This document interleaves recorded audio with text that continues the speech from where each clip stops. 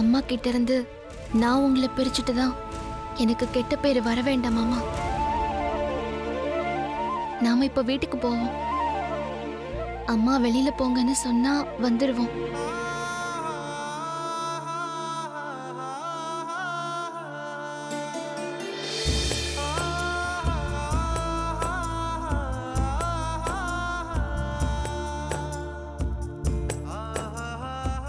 வீட்டுக்கு போலாம்.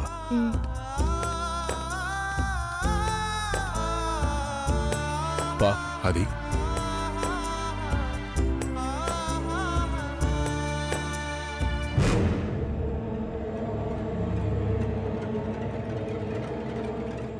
நம்ம வீட்டுக்கே போலாம்ப்பா. சூப்பர் மாப்ள, இதைத்தான் நாங்க எதிர்பார்த்தோம். இல்ல மாமா?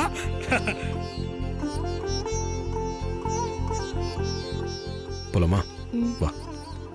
படா, இப்பதான் ரொம்ப சந்தோஷமா இருக்கு. இல்ல என்ன எல்லாரும் என்ன விட்டு போறானுங்க?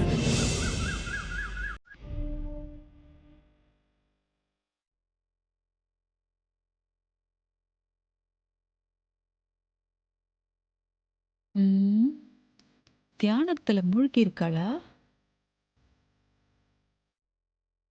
இருக்கட்டும். எல்லாரும் ஹாஸ்பிட்டல்ல இருக்காங்க. தனியா இருக்கிற அகிலா கிட்ட போய் இந்த ஆதியையும் சமையல்காரையும் பத்தி கொஞ்சம் ஏத்தி விட்டா என்ன? பண்ணுவோம். நம்ம முயற்சியை கைவிடக்கூடாது.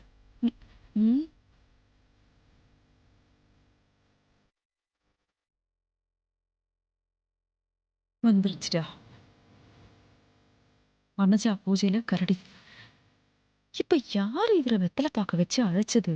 இவர் வந்தாலே அந்த சமையல்காரிக்கு சாதகமா தான் பேசுவாரு. குழம்பு இருக்கிற அகிலாவை தெளிய வச்சிட போறாரு.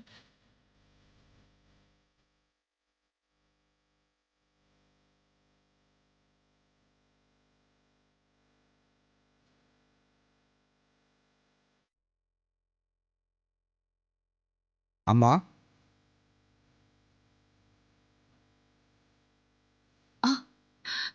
வாங்க குருஜி.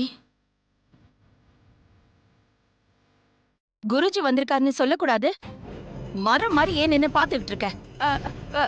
அது அதாக்கா சொல்லலாம்னு நினைச்சேக்கா. அதுக்குள்ள அவரே உங்களை கூப்பிட்டாரு. உட்காருங்க குருஜி. நல்லதுமா. வந்தது வராதமா எனக்கு வாங்கி கொடுக்குது பாரு. இப்படியெல்லாம் நடக்கும்னு எனக்கு முன்னாடியே தெரியுமா? என்ன குருஜி சொல்றீங்க? விதி வலியதுன்னு சொல்றேன். கோயில் குளத்தில் இருந்த ஸ்படிகலிங்கம் பார்வதி கைக்கு கிடைச்சது. உங்க முன்னோர்கள் ஆசீர்வாதத்துக்காக நடந்த பூஜையில ஸ்படிக மாலை நிறம் மாறாம பார்வதிக்கு ஆசீர்வாதம் கிடைச்சது. இதையெல்லாம் வச்சு பார்க்கும்போது இப்படித்தான் நடக்கும்னு எனக்கு முன்னாடியே தெரியுமா? ஏன் சாமி, உங்களுக்கு முன்னாடியே தெரியும்னா நீங்க அக்கா கிட்ட எல்லாத்தையும் சொல்லிருக்கலாம்ல. விதியோட போக்குல வாழ கத்துக்கங்கன்னு நான் ஏற்கனவே குறிப்பால சொல்லியிருக்கேன். ஆனா இவங்க தான் விதிய மதியால ஜெயிச்சு காட்டுறேன்னு சொல்லிட்டாங்க. அதெல்லாம் நல்லா சொல்லுவா. உங்களுக்கு ஒன்னு சொல்லட்டுமாமா? விதிய மதியால வெல்லலாம், ஆனா அதை வெல்றதுக்கும் விதி வேணும்.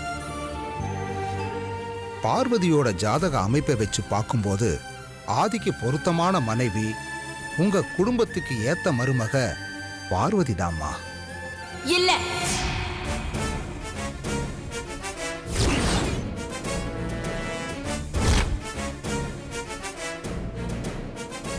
ஆதிக்கு பிடிச்ச மனைவியா வேணும்னா பார்வதி இருக்கலாம். ஆனா ஒரு நாளும் ஏன் குடும்பத்துக்கு ஏத்த மருமகளா அவ இருக்க முடியாது. விதிப்படிதாம்மா எல்லாம் நடந்து முடிஞ்சிருக்கு. நீங்க அதை ஏத்துக்கிட்டு கடந்து போனா வாழ்க்கை லேசா இருக்கும். ஏத்துக்க முடியாதுன்னு சொன்னீங்கன்னா வாழ்க்கை பாரமாயிடுமா? எதை குருஜி விதின்னு சொல்றீங்க? என்ன சுத்தி இருந்தவங்க எல்லாரும் திட்டம் போட்டு என்னை ஏமாத்திருக்காங்க. எனக்கு எதிரா எல்லாரும் சேர்ந்து சதி செஞ்சிருக்காங்க. அத விதின்னு சொல்லி ஏத்துக்க சொல்றீங்களா? நீங்க சொன்ன மாதிரி நடந்து முடிஞ்சதுல விதியோட பங்கு இருக்குன்னா அதுல என்ன சேர்ந்தவங்களோட சதியும் அதிகமா இருக்கு. அதிகமாவே இருக்கு. யார் மேல எல்லாம் நான் நம்பிக்கை வச்சிருந்தேனோ அவங்க எல்லாரும் எனக்கு நம்பிக்கை துரோகம் பண்ணிட்டாங்க. இந்த நம்பிக்கை துரோகத்தை என்னால எப்படி பொறுத்துக்க முடியும்? எல்லாத்தையும் மன்னிச்சு எப்படி ஏத்துக்க முடியும்? உங்க மனசுல இருக்கிற வலியும் வேதனையும் எனக்கு புரியுதுமா. உங்க மனசுல ஏற்பட்டிருக்கிற காயத்துக்கு காலம்தான் பதில் சொல்லணும். நான் வர்றேங்கம்மா. வாங்க.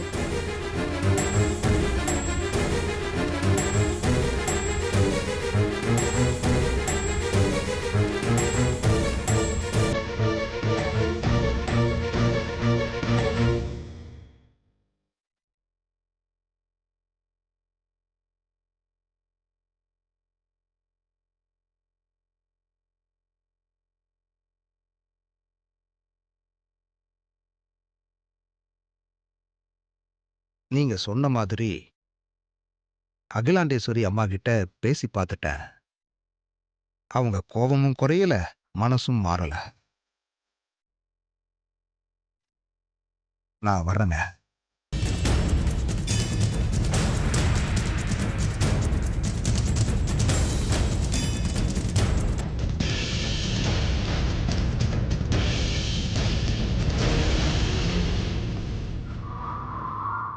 கொள்ள குட்டம் மாதிரி மொழிய பாரு.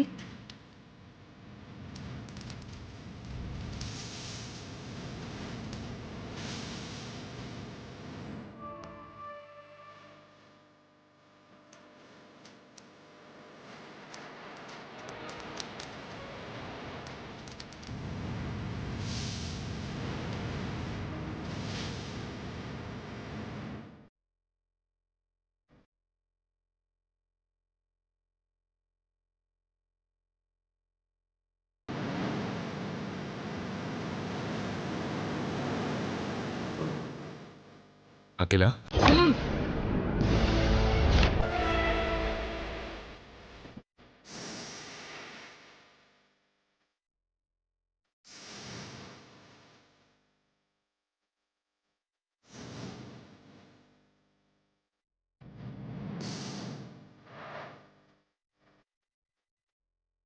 முதல்ல எனக்கு ஒரு உண்மை தெரியணும்.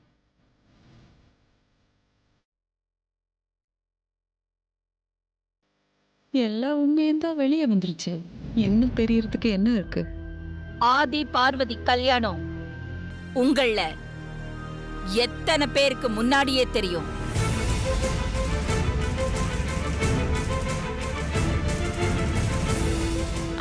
அத கேளு. ஆதி மாப்பிளையும் பார்வதி தங்கச்சியும் லவ் பண்ற விஷயம் நம்மளுக்கு முன்னாடியே தெரியும். ஆனா கல்யாணம் பண்ணிக்கிட்ட விஷயம் மண்டபத்தில் தானே நமக்கே தெரியும். இப்ப என்ன பண்றது? கல்யாண விஷயம் முன்னாடியே தெரிஞ்சவங்க இங்க வந்து நில்லுங்க.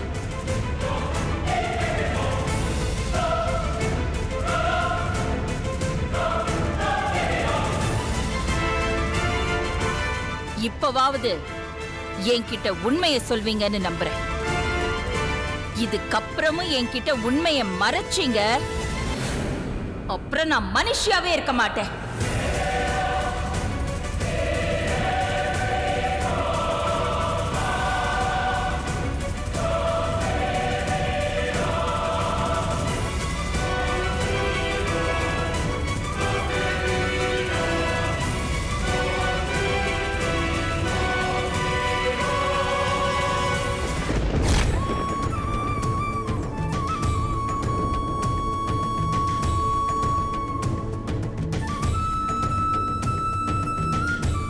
இவருக்கு இவ்ளோ தைரியம் யார் கொடுத்தது?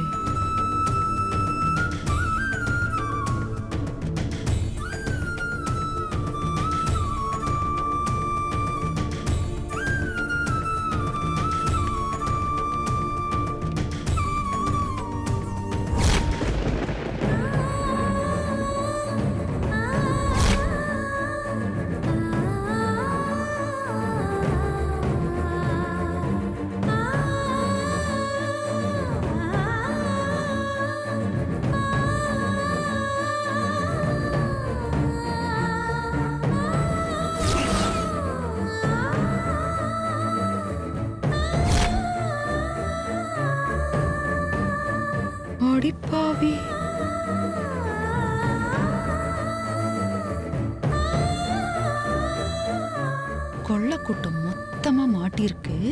இருங்க, வச்சு செய்ய போறா.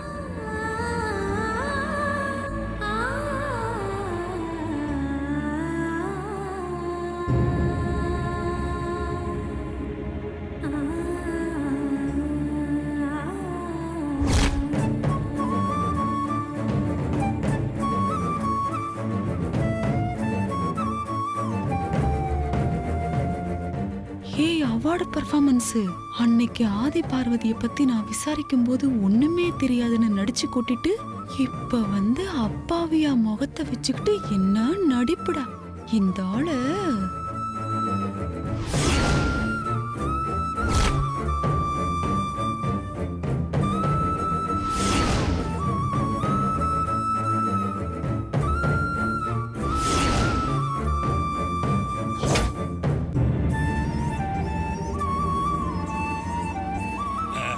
அகிலக்கா அப்படி பார்க்காதீங்க. ஆதி மாப்பிள்ளைக்கும் பார்வதிக்கும் கல்யாணம் விஷயம் எனக்கே மண்டபத்தில் தான் தெரியும். ஆனா அவங்க காதலிக்கிற விஷயம் கொஞ்ச நாளைக்கு முன்னாடி தான் தெரியும். இப்போ நான் எங்க நிக்கணும்? ஐயோ, பார்வையே சரியில்லையே. நான் இங்கே நின்னுறேன். அப்புறம் கல்யாண மண்டபத்தில் நந்தினி நடந்தது தான் நமக்கும். அக்கா, என்னக்கா என்ன அப்படி பாக்குறீங்க? உங்க மேல சத்தியமா எனக்கு இந்த விஷயம் எல்லாம் ஒண்ணுமே தெரியாதுக்கா. உங்ககிட்ட நான் எதையுமே மறைக்க மாட்டேன். ஆதியும் பார்வதியும் ஒருத்தர் விரும்புறாங்கன்னு எனக்கு தெரியும். அதைத்தான் நான் அப்பப்ப வந்து உங்ககிட்ட சொல்லிட்டு இருந்தேனே. அவங்களுக்குள்ள கல்யாணம் நடந்திருக்குமோன்னு எனக்கு ஒரு சந்தேகம் இருந்தது. ஆனா அதை கன்ஃபார்ம் பண்ணிக்கிட்டு அதுக்கப்புறமா உங்ககிட்ட வந்து சொல்லணும்னு இருந்தேன்க்கா. ஆனா மண்டபத்துல உங்களுக்கு தெரிய வந்தப்பதான் எனக்கும் அந்த விஷயம் எல்லாம் தெரிய வந்ததுக்கா.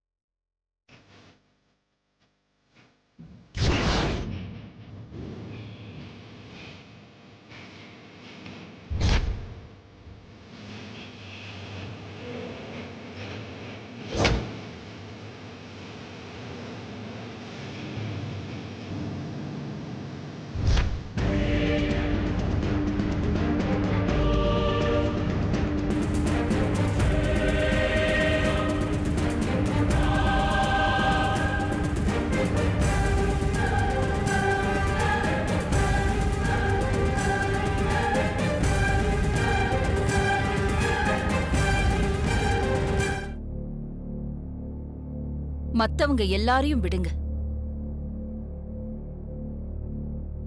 நீங்க கூட என்கிட்ட உண்மையா நடந்துக்கல.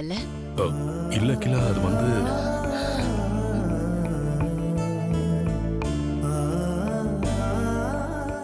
நீங்க எனக்கு இப்படி ஒரு நம்பிக்கை துரோகம் பண்ணுவீங்கன்னு நான் கனவுல கூட நினைச்சு பார்க்கலங்க.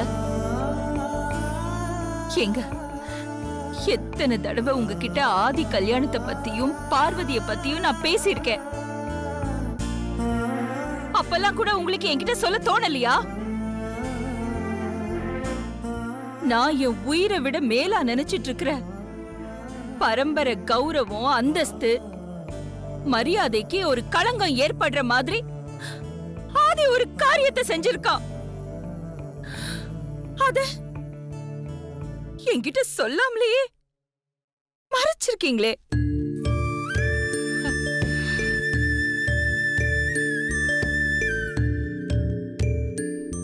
நல்லா இருக்குங்க. இதுக்கு நீங்கல்ல நான் தூங்கும் போது என் தலையில ஒரு கல்ல போட்டு என்ன கொன்னு இருக்கலாங்க. அகிலா, போதுங்க, வேண்டாம், நிறுத்துங்க, பேசாதீங்க. இத்தனை நாள் நான் உங்க கூட வாழ்ந்த வாழ்க்கைக்கு அர்த்தமே இல்லாம பண்ணிட்டீங்க.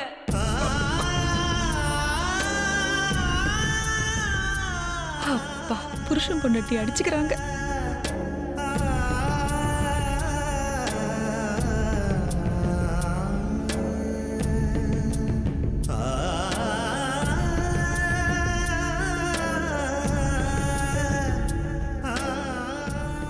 நம்ம குடும்ப கௌரவம், அந்தஸ்து இத பத்தி எல்லாம் கொஞ்சம் கூட கவலை இல்லாம அடிக்கடி நீதான் நான் கோவப்படுற மாதிரி ஏதாவது பண்ணிட்டு வந்து நிப்ப. ஓ, இப்ப என்ன துணைக்கு கூட உன் அண்ணனையும் சேர்த்துக்கிட்டியா? ஆதிக்கு இருக்கிற பொறுப்பு கொஞ்சம் கூட உனக்கு இல்லையே, இன்னும் சின்ன பையனாவே நடந்துகிட்டு இருக்கேன்னு உன்னை நினைச்சு நான் எவ்வளவு கவலைப்பட்டிருக்கேன்.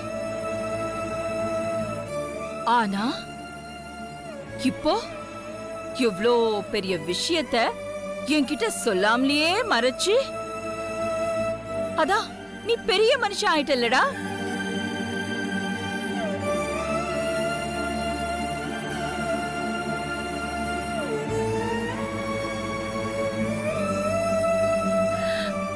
ஏம்மா, என் புருஷனும் என் பிள்ளைங்களும் தான் எனக்கு நம்பிக்கை துரோகம் பண்ணிட்டாங்கன்னா, நீ இந்த வீட்டுக்கு வாழ வந்த பொண்ணு, நீ கூட அவங்க கூட எல்லாம் சேர்ந்து எனக்கு இப்படி ஒரு துரோகம் பண்ணிட்டியே. Sorry aunty. ஆதி பார்வதி காதலிக்கிறது எனக்கு ஆரம்பத்திலேயே தெரியாது. அவங்களுக்கு கல்யாணம் ஆனது கூட ரொம்ப லேட்டா தான் தெரியும். ஏய், லேட்டா தான் தெரியும். எப்ப தெரிஞ்சா என்ன?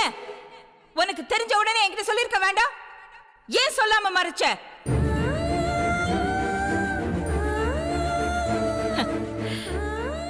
எல்லாரும் என் கூடவே இருந்து என் கழுத்து அறுத்துட்டீங்கல்ல.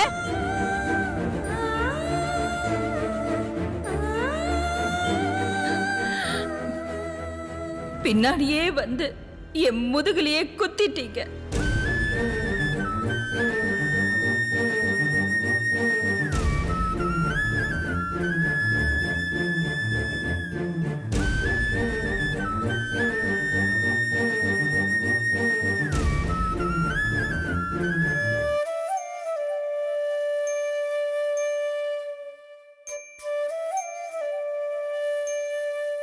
நீ எனக்கு துரோகம் பண்ணிட்டேன்னு நான் உன்னை சொல்ல மாட்டேன் சுந்தரம். நீ என்கிட்ட உண்மையை சொல்ல முயற்சி பண்ணியிருக்க. நான் தான் அத சரியா புரிஞ்சுக்காம உன் பொண்ணு கல்யாண குழப்பத்துல இருக்கேன்னு நான் தப்பா நினைச்சிட்டேன். தப்பிச்சிட்டான். நீ எப்பவும் போல எனக்கு விசுவாசமா உண்மையா இருக்கதா முயற்சி பண்ணிருக்க. நான் தான் நீ சொல்ல வந்தத கேட்காம தட்டி கழிச்சிட்டேன். அவளோட பெர்ஃபார்மன்ஸ்லாம் சும்மாவா?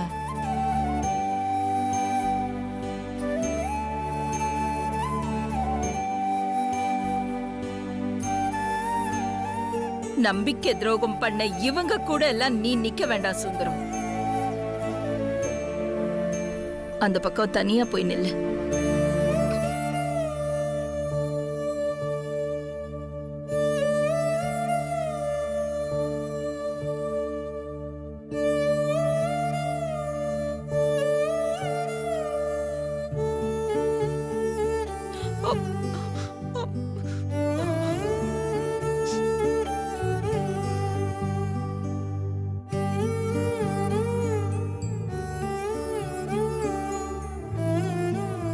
ஏன் இப்படி குறுகுறுன்னு பாக்குறா? நான் இத்தனை நாளா யார தப்பா நினைச்சிட்டு இருந்தேனோ, யார் எனக்கு துரோகம் பண்றாங்கன்னு நினைச்சிட்டு இருந்தேனோ, அந்த வனஜாதான் இந்த விஷயத்துல என்கிட்ட உண்மையா நேர்மையா நடந்துகிட்டு இருந்திருக்கா.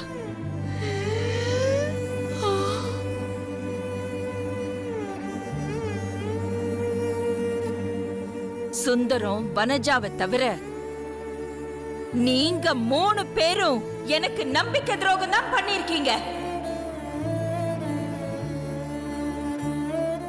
துரோகிங்க. உங்களை என்னால ஒரு நாளும் மன்னிக்க முடியாது.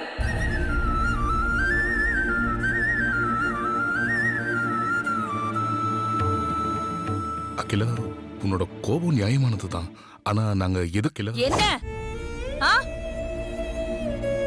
தன்னிலை விளக்கம் கொடுத்து நீங்க எல்லாரும் எனக்கு செஞ்ச துரோகத்தை நியாயப்படுத்தலான்னு பாக்குறீங்களா? அது இனிமே ஒரு நாளும் நடக்காது.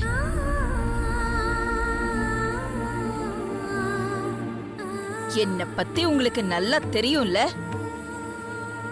இந்த விஷயத்துல நான் எதுக்காகவும் என் மனச மாத்திக்க மாட்டேன். ஞாபகம் வச்சுக்கங்க.